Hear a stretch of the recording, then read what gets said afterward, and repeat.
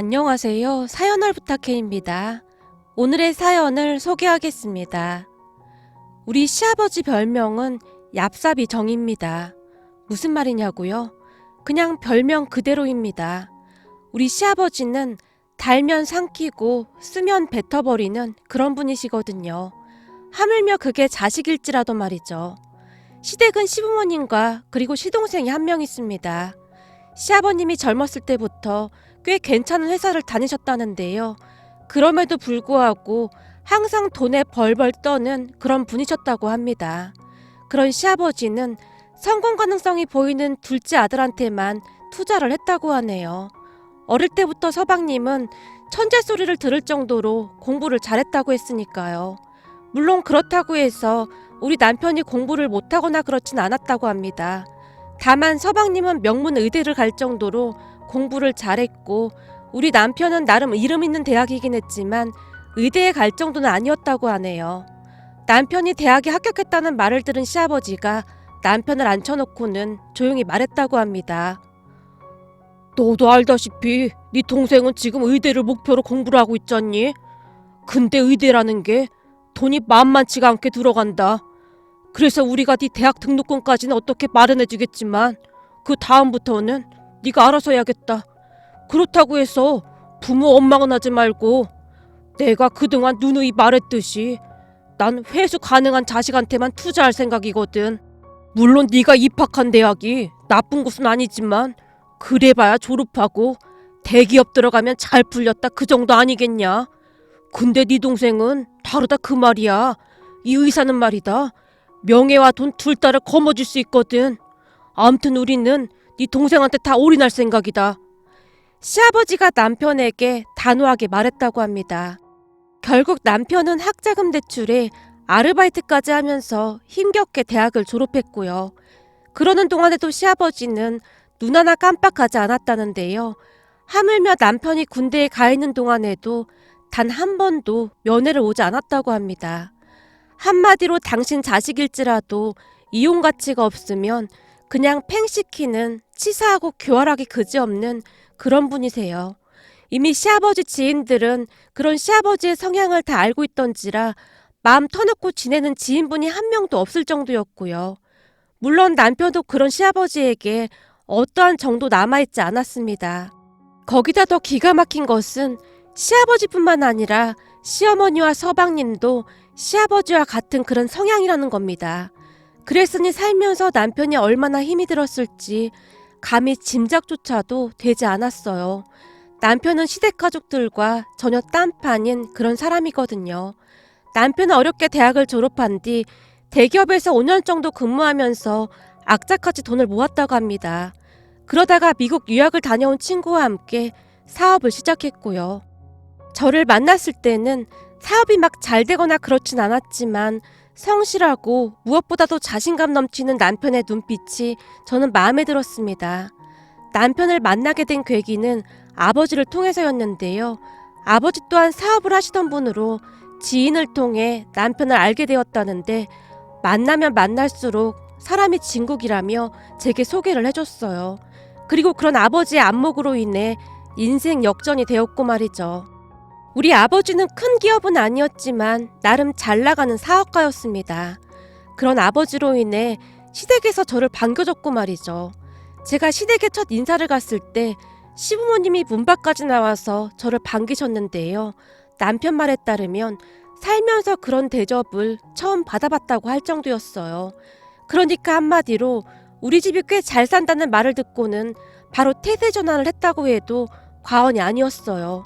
그날 인사를 드리고 남편과 함께 시댁을 나왔는데요. 남편이 눈에 눈물이 그렁그렁한 채 제게 조용히 말을 꺼냈어요. 앞으로 우리 집하고 엮이게 될 일은 없을 거야. 우리 부모님한테 나는 실패한 자식이거든. 그러니까 너무 잘하려고 애쓸 필요도 없어. 어떻게 그래? 자기 부모님인데. 우리 아버지 별명이 뭔 줄 알아? 얍삽이정이야, 얍삽이정. 얍삽이정? 그게 무슨 말이야? 말 그대로야. 한없이 치사하고 교활한 사람. 지금은 자기를 반기는 것 같지? 근데 만약 우리에게 어려움이 닥치면 바로 내쳐버릴 수 있다 그 말이야. 그니까 딱 그 정도로만 대하면 되는 거야. 그래도 어떻게 그래. 자기는 우리 부모님한테 그렇게 잘하는데. 내가 어릴 때 말이야. 잊혀지지가 않는 게 있었는데 작은아버지가 하던 일이 잘 안 돼서 처자식이 굶게 생겼다고 좀 도와달라고 왔었거든. 근데 아버지가 뒤도 안 돌아보고 내쫓아버리더라. 그래도 한 뱃속에서 나왔는데 어쩌면 그럴 수가 있는지. 이게 보통 사람이라면 절대 그렇게 못하거든. 난 그런 부모님 보면서 절대 그렇게 살지 말아야지 다짐했었어.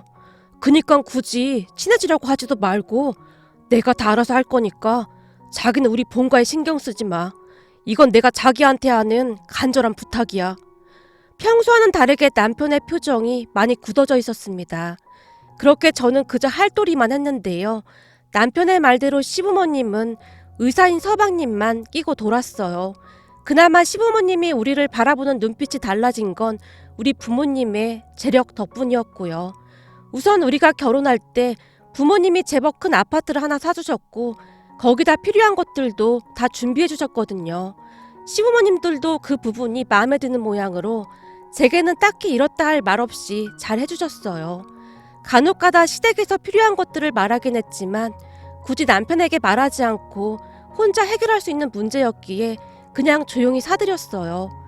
물론 남편에게는 비밀로 한다는 전제 하에 말이죠. 우리는 그렇게 한동안 잘 지냈습니다. 그러던 어느 날 저는 시부모님의 본성과 마주해야만 했습니다. 우리가 결혼하고 나서 한 3년쯤이 지난 뒤부터 아버지 사업이 흔들리기 시작했거든요. 한번 휘청거린 사업은 손을 쓸 수 없을 만큼 어려워졌고 결국에는 순식간에 부도가 나고 말았어요. 그리고 그 뒤부터 시부모님은 우리 부부의 연락처를 차단해버렸고요. 처음에는 아버지 회사가 부도난 것도 많이 놀랐지만 그렇게 되자마자 바로 등을 돌려버린 시부모님에게 참 많이도 놀랐습니다. 순식간에 우리 부부는 시부모님 인생에서 지워져 버렸거든요. 하지만 착한 남편은 여러모로 친정을 도와주기 위해 노력했어요. 우선은 결혼할 때 받은 아파트를 처분해서 부모님께 고스란히 드렸고 우리는 작은 오피스텔로 이사를 했습니다. 남편이 내민 돈을 보며 아버지가 오열을 했는데요. 장인어른, 가족이라면 당연히 일해야 하는 거잖아요. 곧 좋은 날 올 겁니다. 제가 옆에서 힘 닿는 데까지 도와드릴게요. 내가 자네 볼 면목이 없네. 결혼한 지 얼마나 됐다고. 진짜 미안하네. 괜찮습니다. 돈이야 또 벌면 되는 거 아니겠어요? 그러니까 우선은 몸 상하지 않게 건강부터 신경 쓰세요. 제가 이 집 아들이나 다름없는데 이제부터 두 분 제가 책임지겠습니다. 라는 말로 다시 한번 부모님을 펑펑 울렸습니다. 물론 저도 그런 남편이 있어서 얼마나 든든했는지 모르겠습니다. 그 뒤 남편은 더욱 열심히 일을 했고 그동안 편히 지내던 저도 일자리를 찾아서 일을 하기 시작했어요. 그렇게 우리들은 시간이 어찌 가는지도 모를 정도로 정말 바쁘게 살게 되었습니다. 그러던 어느 날 엄마한테 전화가 왔는데요. 아버지가 친구분 소개로 경비 일자리를 소개받았다고 했습니다. 평생을 사장이라는 직함으로만 살다가 과연 경비 일을 잘할 수 있을까 걱정이 앞서긴 했지만 아무 말 하지 말고 그저 지켜봐달라고 했었기에 남편과 저도 그렇게 하기로 했습니다. 그런데 그 경비 자리가 어마어마한 일을 일으키게 될 줄 누가 알았겠습니까? 하지만 남편과 저도 워낙 바쁘게 살았던지라 아버지가 경비 일을 하고 있다는 것을 잊고 지낼 정도로 바빴는데요. 다만 간혹가다 엄마에게 전화를 해서 아버지 안부를 물으면 잘하고 있으니까 걱정하지 말라는 말만 할 뿐이었어요. 걱정하지 마. 전에는 하루 종일 집에서 한숨만 쉬어대더니 요즘 일한다고 신바람이 났어. 월급은 좀 작아도 일할 수 있다는 게 어디니. 그러니까 니들도 너무 걱정하지 마. 그나저나 정서방이 힘들어서 어쩌니 그래. 이번 달도 돈을 많이 보내왔던데. 라는 말만을 할 뿐이었거든요. 그랬기에 우리는 안심을 하고 있었습니다. 지금 돌이켜보면 우리가 모르고 있는 동안 아버지가 얼마나 힘이 들었을지 눈물이 앞을 가리네요. 그렇게 시간이 흘렀고 우리 모두는 하루하루 정말 열심히 살았어요. 남편의 사업은 큰 진전은 없었지만 그냥 운영은 되고 있었어요. 그러던 어느 날 친정에 갔는데 아버지가 집에 계셨어요. 아빠, 오늘 일 안 나갔어? 오, 그게 말이야? 일 관뒀다. 왜? 무슨 일이 있었어? 하긴 아빠랑 그 일이 맞지 않긴 했지. 그러게 말이다. 내가 잘 해보려고 했는데 영 일이 손에 익숙치가 않더구나. 그래서 그만두고 다른 일 알아보고 있어. 아빠, 무엇보다도 건강이 중요하니까 항상 건강 생각해야 해. 제가 아버지를 위로하고 있었는데요. 그 순간 엄마가 뒤를 돌아 눈물을 훔치고 있는 게 아니겠어요? 아버지 사업이 잘못되고 난 뒤 엄마 눈에 눈물이 마를 날이 없었기에 저는 별 대수롭지 않게 생각하고 말았는데요. 그날 엄마가 피눈물을 흘리고 있었다는 것을 한참 나중에 알게 되었어요. 기가 막히고 남을 그 일은 어느 날 정말 예기치 않게 밝혀지게 되었습니다. 한동안 연락이 없던 시어머니가 우리 부부에게 본가로 오라고 했어요. 딱히 가고 싶진 않았지만 정말 급한 일이라는 말에 정말 억지로 시댁으로 갔는데 시부모님이 제게 기가 막힌 얘기를 하기 시작했어요. 우선 시댁에 들어서자마자 두 분이 저를 있는 대로 노려보고 있었습니다. 우리 아들이 봉도 아니고 넌 어쩜 그렇게 염치가 없을 수가 있냐? 네 아버지 사업 쫄딱 망했으면 네가 알아서 나가 떨어져야지. 우리가 꼭 이렇게 불러서 말을 해야겠냐? 아버지, 지금 무슨 소리를 하시는 겁니까? 넌 입 다물고 가만히 있어. 내가 가만히 들어보니 네가 쟤네 집 다 먹여 살린다고 하던데 네가 무슨 호구도 아니고 그딴 짓을 왜 하고 있어? 그럴 돈 있으면 널 낳아준 우리한테 가져다 줘야 할 거 아니야. 그게 무슨 말씀이시죠? 그때 저 대학 들어갈 때 아버지가 그랬잖아요. 저는 효용 가치가 없어서 투자 안 하신다고요. 한마디로 그때 저를 버리신 거잖아요. 근데 이제 와서 왜 이러는 겁니까? 근데 이 자식이 어디서 아버지한테 대들게. 너 대체 누굴 닮았길래 이 모양인 거냐? 니들한테 애가 있는 것도 아니고 제 아버지 사업 망했으면 빨리 발을 빼야 할 거 아니야. 이용 가치도 없는데 왜 거기서 생고생을 하고 있느냔 말이야. 내가 보니 네 사업도 잘 안 되는 것 같던데 네가 왜 쟤네 집에 돈을 보태주고 있어. 쟤네 집에 줄 돈 있으면 우리한테나 좀 주던지. 아버지라면 당연히 그러시겠죠.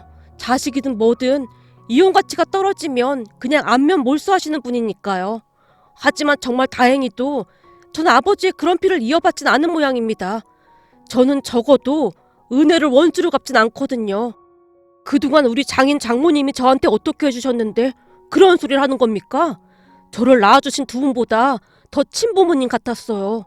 자식이 친부모를 버리면 천륜을 거스르는 게 아니겠습니까? 그러니까 전에처럼 저는 없는 자식처럼 생각하고 사시죠. 여보, 그만 가자. 남편이 제 팔을 잡아 끌고는 급히 그곳을 나와버렸어요. 당신한테 이런 걸 보여서 미안해. 우리 아버지가 한 말은 그냥 한 귀로 듣고 한 귀로 흘려버려. 내가 전에 했던 말 기억나지? 우리 아버지는 평생을 그리 산 사람이야. 그러니 진짜로 신경 쓰지 마. 내가 당신한테 많이 미안해. 괜히 나 때문에 이렇게 된 것 같아서. 무슨 그런 말이 있어. 그동안 우리 부모님은 날 없는 자식으로 생각했었어. 그니까 당신은 오늘 우리 아버지가 했던 말 그냥 다 잊어버려. 남편이 제게 몇 번이나 미안하다는 말을 했는지 모르겠네요. 그렇게 우리는 물이라도 한 잔 마실 겸 해서 아파트 단지 내에 있던 편의점으로 들어갔어요. 둘 다 입이 바짝바짝 말랐기에 뭐라도 마셔야 할 것 같았거든요. 그런데 우리가 편의점에 들어서자마자 누군가 아는 척을 했어요. 너 혹시 정식이 딸 지연이 아니냐? 어? 성재 아저씨? 그래, 이제야 기억이 나는가 보구나. 난 한눈에 알아봤다. 성재 아저씨는 아버지 친구분으로 우리 집에서 자주 찾아왔었기에 잘 알고 있었거든요. 아저씨 잘 지내셨어요? 근데 아저씨가 여긴 어쩐 일이세요? 난 여기가 내 직장이니까 여기 있지. 네? 직장이라니요? 제가 듣기로는 무슨 건물 관리 같은 거 하신다고 들었는데요? 그래, 맞아. 내가 이 아파트 관리소장이야. 전에는 무슨 상가 관리하셨잖아요. 그럼 옮기신 거예요? 그렇지. 우리도 이리저리 왔다 갔다 하니까. 옆에 있는 사람은 남편인가 보구나. 근데 혹시 시간 좀 있니? 내가 너한테 할 얘기가 좀 있는데. 네, 시간은 괜찮은데 무슨 얘긴데요? 제 물음에 아저씨가 긴 한숨을 내쉬다가는 우리를 데리고 밖으로 나갔습니다. 그리고는 작은 나무 의자를 하나 찾아서 같이 앉았는데요. 아저씨가 우리에게 충격적인 말을 하기 시작했어요. 내가 말을 해야 하나 말아야 하나 잠깐 고민을 했었는데 말이야. 아무리 생각해봐도 알고는 있어야 할 것 같아서 말이다. 무슨 말씀이신데요? 저기 네 남편이 있어서 말이다. 아저씨가 걱정스러운 눈빛으로 남편을 바라봤어요. 그 순간 남편이 뭔가를 직감한 듯 얼굴이 굳어져 있었어요. 저는 괜찮습니다. 근데 혹시 우리 부모님 이야기일까요? 아무래도 제 생각에는 그럴 것 같아서요. 맞네. 자네 부모님 이야기야. 엄연히 따지고 보면 자네 아버지 이야기지. 내가 초면인데 말을 놔도 괜찮겠지? 그럼요. 장인어르신 친구신데 당연한 거죠. 근데 우리 아버지가 무슨 갑질이라도 했을까요? 남편의 얼굴에는 먹구름이 가득했습니다. 그런 남편의 마음을 읽기라도 한 모양인지 아저씨가 차마 말을 꺼내지 못한 채 헛기침만 하고 있었는데요. 그동안 저는 워낙 많이 봐서 이젠 별로 놀랍지도 않습니다. 그러니까 걱정하지 마시고 말씀하셔도 됩니다. 그럼 지금부터 내가 하는 얘기 놀라지 말고 들어줬으면 좋겠네. 우선 자네 장인이 아파트 경비를 했었다는 말은 들었었지? 네, 그럼요. 한동안 하시다가 갑자기 그만두셨다고 들었어요. 장인어르신 말로는 힘들어서 그만두셨다고 하던데요. 그랬겠지. 힘들었겠지. 저기 말이야. 자네 장인이 어디 아파트 경비인지는 물론 말 안 했겠지? 네, 그냥 경비일이라고만 들었어요. 근데 그건 왜 물으시는 거예요? 남편이 빤히 아저씨를 바라보다가는 놀란 채 큰 소리로 물었어요. 저기 혹시 장인어른이 이 아파트에서 경비일을 했던 겁니까? 그래, 맞네. 이 아파트에서 경비일을 했었네. 일자리 없느냐고 나한테 계속 묻길래 마침 여기 일자리가 하나 난 김에 오라고 했지. 근데 처음에는 자네 본가가 이 아파트인 줄은 우리 둘 다 정말 몰랐었네. 그냥 땡땡동인 줄만 알고 있었거든. 근데 자네 부친이 이 아파트 입주민 대표 아니던가? 그래서 내가 새로운 경비라고 자네 장인을 소개시켜줬거든. 그때 둘이 얼굴 보고 어찌나 놀라던지. 알고 보니 서로 사돈지간이라고 하더구만. 그래서 내가 자네 장인한테 불편하면 그만두라고 했는데 자네 부친이 그게 뭔 상관이냐고 하면서 계속 자네 장인을 붙잡는 거야. 우리 아버지가요? 그럴 리가 없을 텐데. 우리 아버지 성격이라면 바로 내쫓았을 텐데. 자네 부친 성격은 이미 우리도 다 알고 있었네. 사실 나도 그 부분이 좀 이상하긴 했는데 계속 괜찮다고 하면서 자네 장인을 붙잡더라 그 말이야. 그래서 자네 장인도 그냥 일을 하기로 했고 우린 그때 자네 부친이 무슨 생각을 하고 있는지 꿈에도 몰랐거든. 말을 하던 아저씨가 속이 타는지 들고 있던 생수를 벌컥벌컥 마셨어요. 그럼 저희 아버지한테 무슨 꿍꿍이가 있었다 그 말이신 건가요? 그렇지. 알고 보니 자네 부친 머릿속에는 자네 장인을 부려먹고 괴롭힐 생각만 가득했던 것 같네. 설마 우리 아버지가 장인어른을 부려먹고 괴롭혔다 그 말씀이신 겁니까?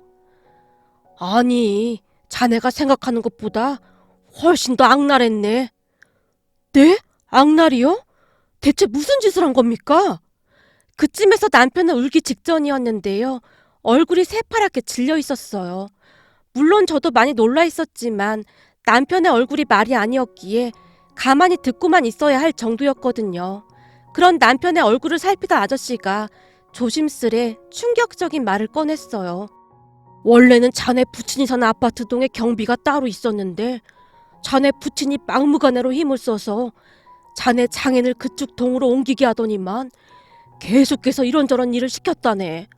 그러니까 뭐 자동차 키를 아예 경비실에 있던 자네 장인한테 맡겨놓고는 추우니까 자동차 에어를 미리 시켜놓으라고 하질 않나.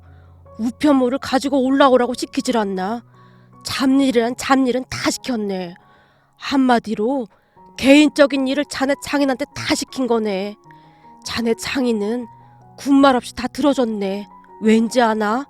라고 묻던 아저씨가 차마 상상도 못할 만한 말을 이어갔는데요. 아저씨의 말에 따르면 시아버지의 악랄함은 끝도 없었다고 합니다.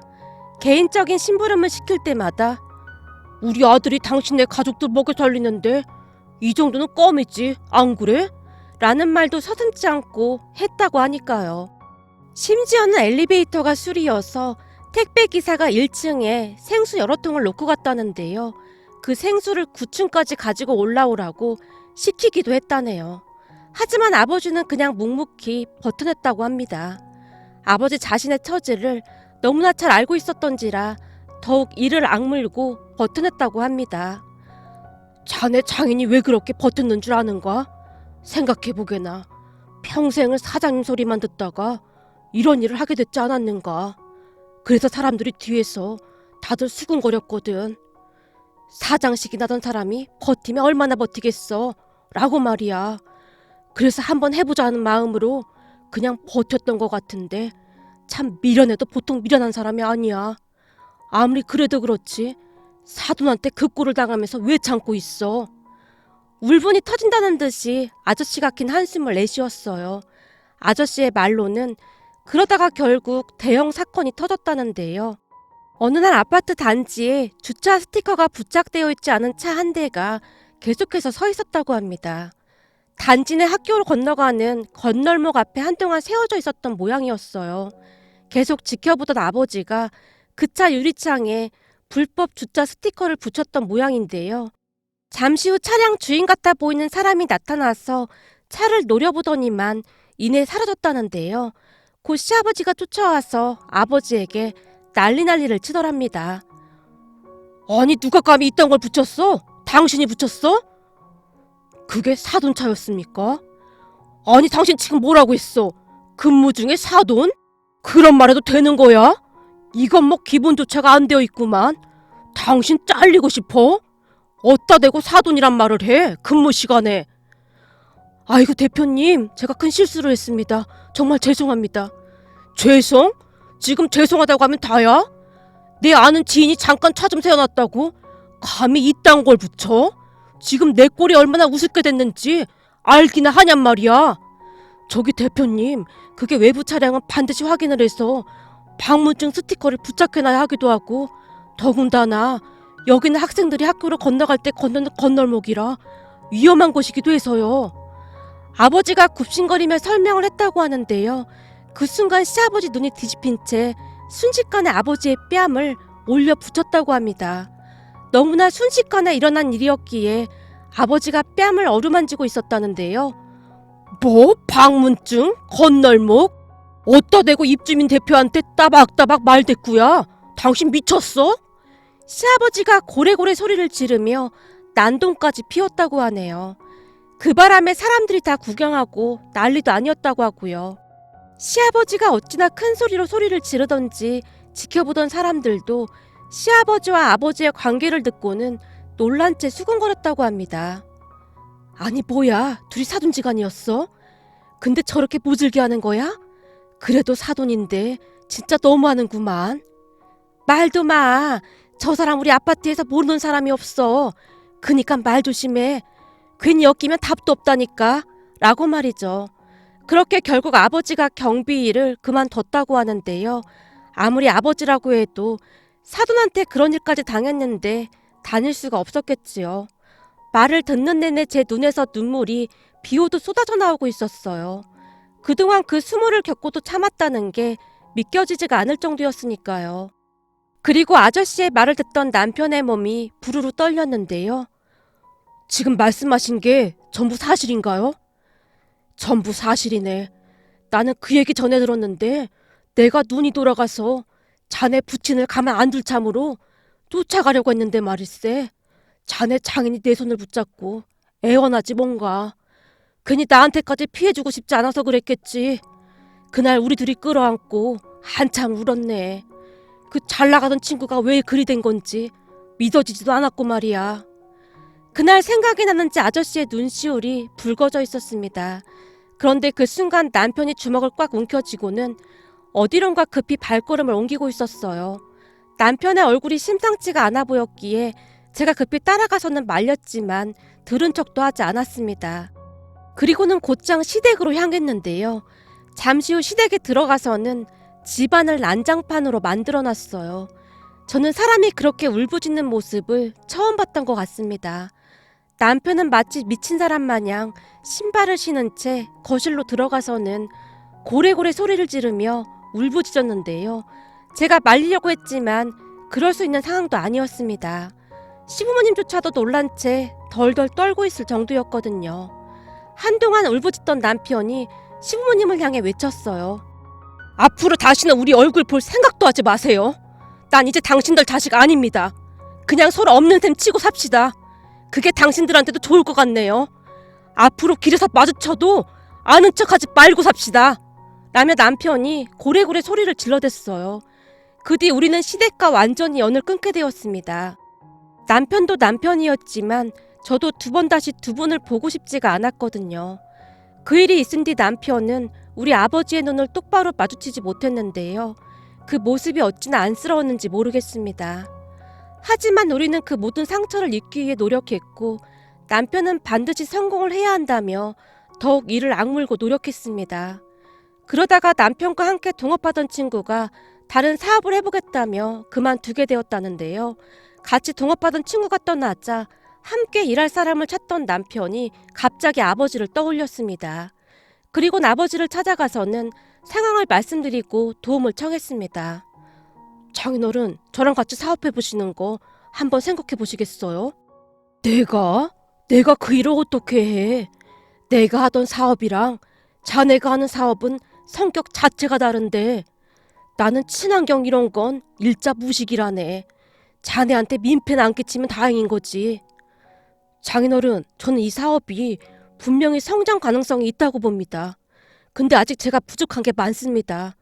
거기다 저랑 동업했던 친구가 미국에서만 오래 살다 와서 그런지 한국 실정을 잘 몰랐고요.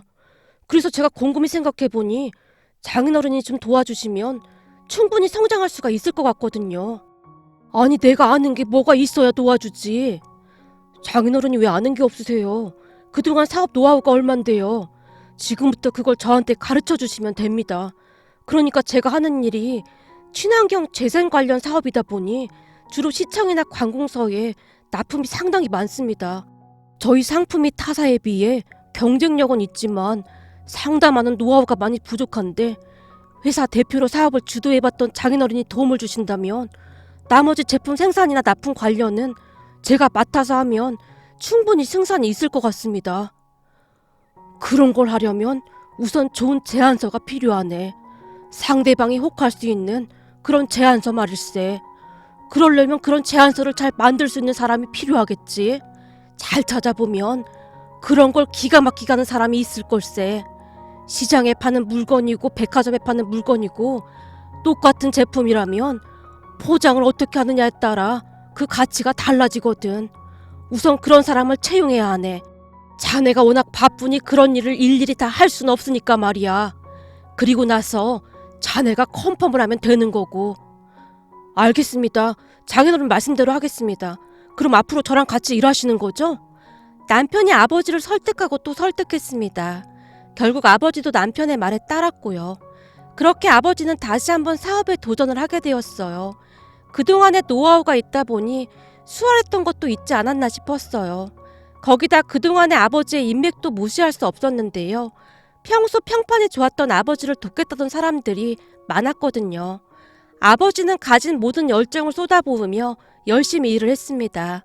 남편은 그동안 아버지와 함께 일하지 않은 것을 땅을 치며 후회했는데요. 장인어른하고 더 빨리 시작했어야 했는데 내가 왜 그런 생각을 못했지? 친구랑 나랑 생각지도 못했던 걸 다 해결하고 다니시는 거 있지? 이러다 우리 사업 대박 나는 거 아니야? 다들 조금씩 관심을 갖기 시작했다니까. 이래서 경력을 무시 못하는 거구나. 역시 사업은 아무나 하는 게 아니야. 집에만 오면 남편은 그 이야기뿐이었어요. 마지막 기회라고 생각한 아버지가 혼신의 힘을 발휘했거든요. 남편 또한 아버지의 말에 적극적으로 따라줬고요. 결국 지지부진했던 남편의 사업은 여기저기서 관심을 받게 되었고 우리가 상상했던 것보다 훨씬 번창을 하게 되었습니다. 물론 그만큼 되기까지 아버지와 남편은 잠도 제대로 잡은 적이 없을 정도였어요. 그랬기에 둘 다 얼굴이 많이 초췌하긴 했지만 그럼에도 불구하고 둘의 얼굴에는 항상 미소가 떠나질 않았어요. 그렇게 시간이 얼마나 지났을까요? 아버지와 남편의 사업은 나날이 승승장구해 갔습니다. 결국 지금은 상상도 할 수 없을 만큼 사업이 번창했어요. 남편과 함께 사업을 시작했던 친구가 놀란 채 후회를 할 정도였으니까요. 그 친구는 몇 년 동안 사업에 진전이 없으니 거진 포기한 거나 다름없었다는데 회사가 갑작스레 커진 것을 보며 중도에 포기한 걸 참 많이 후회하기도 했다고 합니다. 지금도 아버지와 남편은 밤낮없이 일을 하고 있지만 아주 신바람나게 일을 하고 있답니다. 그러던 어느 날 남편의 사업이 잘 된다는 소식을 듣고 시아버지가 남편의 회사로 찾아왔다고 하네요. 그런데 아버지가 사장으로 되어 있는 걸 보더니 눈이 뒤집혀졌다는데요. 다짜고짜 아버지와 남편에게 소리까지 질렀다고 합니다. 아니, 경비나 하던 저런 인간한테 사장 자리를 내줘? 네가 지금 제정신이야? 경비나 하더니라니요? 이 회사를 누가 키웠는데 그런 말을 하는 겁니까? 누가 키우긴 누가 키워? 네가 키운 거지. 딱 보니 저 경비 출신 사장은 그냥 바지 사장이구만. 잔말 말고 저 경비 출신 내보내고 나를 사장으로 앉혀줘라. 지금껏 연락 한 번 없던 사람이 갑자기 찾아와서 뭔 말도 안 되는 소리입니까? 바지 사장이라니요. 우리 장인어른, 아니죠. 우리 사장님께 말 함부로 하지 마시죠. 그리고 내쫓기 전에 그만 나가세요. 그때 당신이 우리 장인어른 뺨 올려붙였던 그 순간 우리 인연은 이미 끝난 겁니다. 아니, 부모 자식 간에 연을 끊다니? 그게 뭔 말이냐? 네가 부모랑 연 끊고 얼마나 죄책감에 시달리려고 그러는 거냐? 죄책감이라고 하셨어요? 부모한테 받은 사랑이 조금이나 있는 사람이나 그런 걸 갖는 거지. 나는 죄책감 그런 거 없으니까 당장 나가세요. 남편이 시아버지를 내쫓아버렸다고 하네요. 하지만 시아버지가 계속해서 그럼 우리한테 매달 돈 좀 보내주던지. 아무리 그래도 우리가 널 낳아준 부모인데 이럴 순 없는 거다. 발버둥까지 쳤다고 합니다. 갑작스레 시아버지가 찾아와서 사장 자리를 내놓으라고 하는 게 아무래도 이상하기만 했는데요. 얼마 뒤 사건의 전말이 백일하에 그대로 드러나고 말았답니다. 세상에나 알고 보니 서방님과 동서가 병원을 개업한다며 시부모님에게 몽땅 돈을 가져가서는 나몰라라 하고 있다고 하네요. 아파트를 담보로 대출까지 해서 빌려줬다고 하는데 병원을 개업하고 난 뒤 매달 원금과 이자까지 갚겠다고 하면서 말이죠. 하지만 몇 달 정도 보내주던 돈이 어느 순간부터 들어오지 않았기에 시아버지가 따져 물었다는데요. 알고 보니 시동생에게도 큰일이 있었다는데요. 그러니까 시동생이 운영하는 병원이 관절 척추를 미세 현미경을 가지고 비수술 방식으로 치료하는 전문 병원이라고 하는데 개업한 지 얼마 되지도 않아서 환자 한 명을 치료하다가 수술한 지 반나절도 되지 않아 대학병원 응급실로 실려가는 의료사고를 냈다고 합니다. 뭘 잘못했던 것인지 환자가 이전보다 훨씬 병세가 악화돼서 병원이 발칵 뒤집어졌다고 하네요. 하필이면 의료사고가 난 사람이 워낙 빵빵한 사람이라 가족들이 우리나라 최고의 변호사를 고용해서 소송 중이라고 합니다. 물론 시아버지가 그러한 것을 신경 쓸 사람이 아니었기에 계속해서 돈을 달라고 병원으로 찾아갔던 모양인데요. 시동생이 그런 시아버지를 바로 내쫓아버리고는 법대로 하라고 했다고 하네요. 결국 시아버지가 시동생을 상대로 법적 대응을 준비하고 있고 말이죠. 그렇게 시아버지가 남편에게 찾아왔던 것 같았습니다. 소송을 하려고 해도 돈이 있어야 가능했을 테니까요. 그런 말들을 듣는데 참 머리가 아플 지경이었어요. 아버지랑 자식이 소송이라니요. 참 시아버지도 대단하고 시동생도 대단하다는 생각만 들었어요. 그 바람에 시부모님이 우리에게 수시로 전화를 하고 있지만 남편과 저는 그저 모른 척하고 있습니다. 사실 조금도 도와드리고 싶은 마음이 없습니다. 전에 우리 아버지한테 한 그 모든 것들이 여전히 생생하게 기억이 나거든요. 남편 또한 철저히 외면하고 있는 중입니다. 그렇게 우리 가족은 나름 잘 지내고 있었는데요. 오랜만에 다 같이 외식을 하던 어느 날 기분이 좋으셨던지 그날따라 아버지가 약주를 많이 드셨어요. 그런데 잠시 후 아버지 눈에서 눈물이 끝도 없이 쏟아져 나왔습니다. 우리 모두 놀란 채 아버지만 바라보고 있었는데요. 정서방, 내가 이혼에 절대 있지 않음세. 정말 고맙네. 아버님, 그게 무슨 말씀이세요? 아버님 덕분에 사업이 이만큼 성장했는걸요? 제가 오히려 고맙습니다. 라고 말하던 남편의 눈시울도 붉어져 있었어요. 그 순간 아버지가 지갑에서 카드 하나를 꺼냈더니 남편에게 건넸어요. 그동안 참 고마웠네. 내가 말일세. 사업 그렇게 되고 죽지 못해 살았어. 근데 자네가 나한테 이 카드를 주면서 그랬잖나. 아버님, 이 카드 가지고 계시다. 무슨 일 생기면 쓰세요. 라고 말일세. 내가 그때 괜찮다고 하는데도 자네가 굳이 내 손에 쥐어주는데 난 그때를 절대 잊지 못한다네. 이 카드는 말이야. 나한테 부적이나 마찬가지였네. 힘들 때마다 내가 이 카드를 움켜쥐고 견뎌냈어. 정말 고맙네. 아버님, 무슨 그런 말씀을 하세요. 아버님 그 카드 한 번도 안 쓰셨잖아요. 전 제 인생에서 어머님, 아버님 같은 분들을 만나게 됐어. 참 행운이란 생각만 듭니다. 처음으로 사랑받고 있다는 생각이 들었거든요. 우리야말로 아주 든든한 아들이 생긴 것 같아서 어찌나 고마운지 모르겠네. 아버지와 남편이 서로를 끌어안고 한동안 눈물만 흘렸어요. 그 모습을 보며 엄마와 저도 눈물을 흘렸고요. 그렇게 우리는 진정한 가족이 되어 잘 살고 있습니다. 요즘도 간혹가다 시부모님이 모르는 번호로 전화를 하고 있지만 우리는 그저 모른 척하고 있습니다. 두 분이 이런저런 일을 하면서 근근히 살고 계신다고 하더라고요. 하지만 자세히 알고 싶지도 않았습니다. 우리 아버지의 뺨을 올려붙이던 그 순간 그분들과의 인연은 이미 끝난 거나 다름이 없었으니까요. 오늘의 사연은 여기까지였습니다. 즐겁게 보셨다면 구독, 좋아요 부탁드립니다. 고맙습니다.